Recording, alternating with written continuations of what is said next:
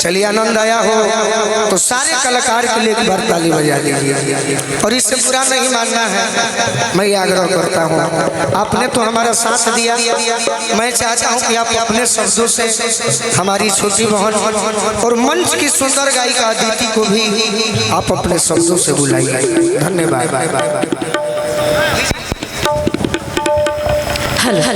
तो चलिए इसी के साथ गोलू राजा जी ने आज मंच पे पहली बार मैं आर्टिस्ट के साथ ऐसे परफॉर्म कर पाई हूँ। मैं एंकर अच्छी हूँ, एक्ट्रेस भी अच्छी हूँ, मॉडल भी हूँ, बट ऐसे स्टेज पे मुझे बहुत डर लगता है। लेकिन आज गोलू राजा जी ने वो भी करवा लिया मुझसे, मंच साझा करवाया। So thank you so much. और चलिए गोलू जी के लिए एक बार जोरदार तालियां हो जाए आप सभी की ओर से, क्योंकि आर्टिस्ट जब गाना गाते हैं ना तो सिर्फ वो गले से नहीं गाते, वो पेट से गाते हैं, दिल से गाते हैं। तो बहुत मेहनत लगता है और उनकी मेहनत सिर्फ और सिर्फ तभी रंग लाती है जब आप थोड़ी सी तालियों का प्यार और आशीर्वाद देते हैं। तो सभी लोग एक बार जोरदार तालियां बजाएंगे, कमाल सभी लोग, क्या बात है। और चलिए इसी के साथ हमारे बीच आ रही है हमारी प्यारी सी गायिका। अब उनको मैं ये मंच सौंपती हूँ। हमारे बीच है बहुत ही खूबसूरत, बहुत ही प्यारी सी, बिल्कुल प्यारी सी है, क्यूट सी है। तो आइए हमारे बीच आ रही है हमारी अदिति राज। एक बार जोरदार तालियों से आप लोग स्वागत करें प्यारी सी बच्ची का, अपनी बेटी का। तो चलिए थैंक यू सो मच कि आप अपना कीमती वक्त निकाल के आए हैं। और चलिए सभी ने तो मंच पे देख ही रहे हैं कि क्या क्या कर रखा है। अब ये मंच की दायित्व आपका है कि आप यहाँ से क्या करती हैं। तो सभी लोग दिल थाम के बैठ जाइए अदिति राज जी का परफॉर्मेंस देखने के लिए। तो सबसे पहले हौसला अफजाई करेंगे एक बार जोरदार तालियों के माध्यम से। क्या बात है, थैंक यू। आप बोलती बहुत प्यारी हैं, बहुत बहुत धन्यवाद आपको। छोटा सा, एकदम छोटा सा।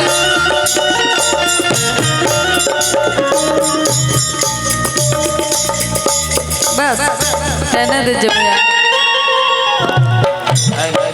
खाली कोडिंग मुझे दीजिए ना। हेलो हो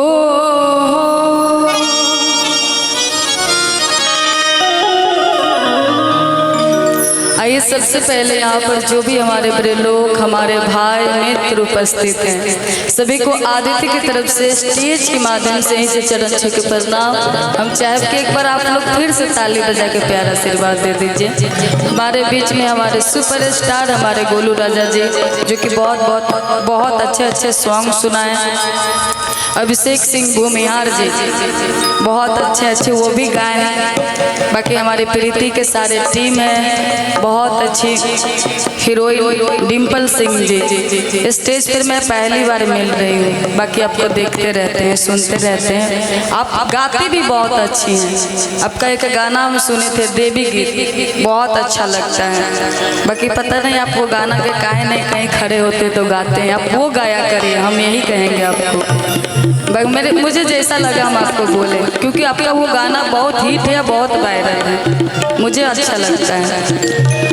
तो हम लोग आए हैं गौरव जी के तिलक समारोह में, और शादी के दिन हम लोग तो नहीं रह पाएंगे, तो हम चाहेंगे कि उनके लिए शादी के ही गीत, बहुत सुंदर बधाई है जो कि मेरे एल्बम का ही गाना है, तो हम वही सुनाएंगे आपको। उसके बाद में बहुत सारे गाना आप लोग के जैसा फरमाइश होगा सुनाएंगे।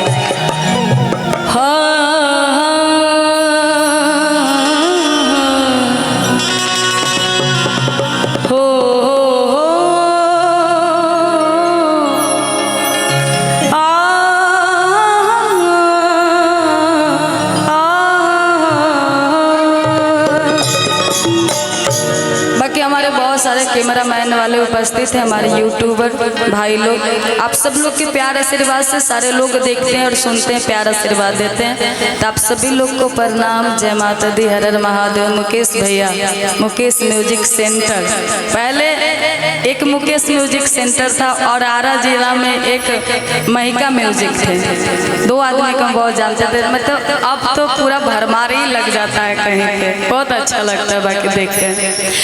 हो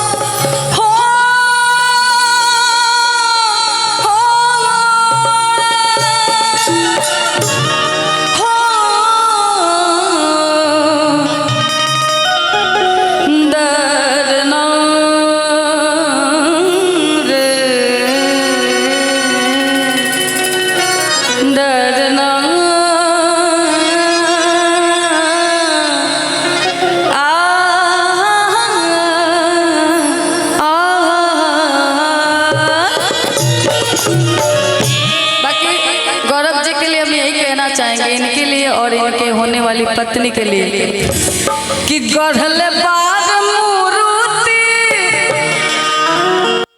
आज भगवान माटी चीन के कि गढ़ल बाग मूर्ति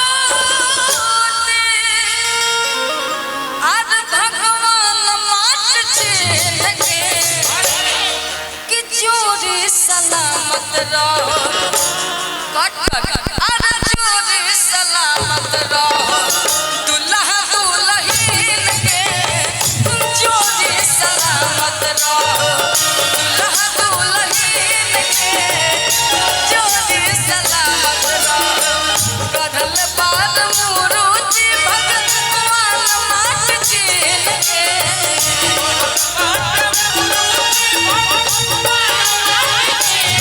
गढ़ल बाग मूर्ति भगवान माट चीन के चोरी सलामत रहो चोरी सलामत रहो दुल्हा दुल्हीन के चोरी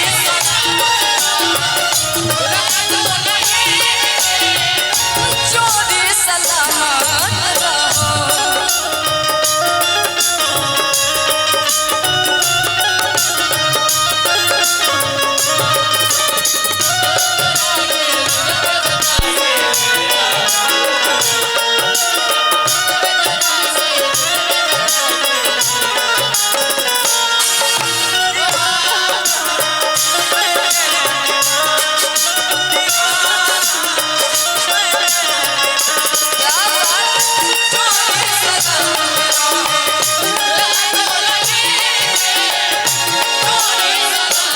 बड़ी सुंदर भाव में लइका बताओ तर कहता ए दुल्हन के दुल्हा निहारस घरे घरे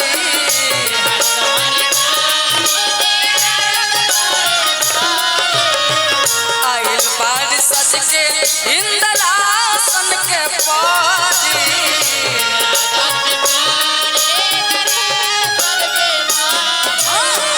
दुल्हन के दुल्हा निहारस घरे घरे आइल बाड़ सज के इंद्रासन के पारी मन आगल बाटे समझी सम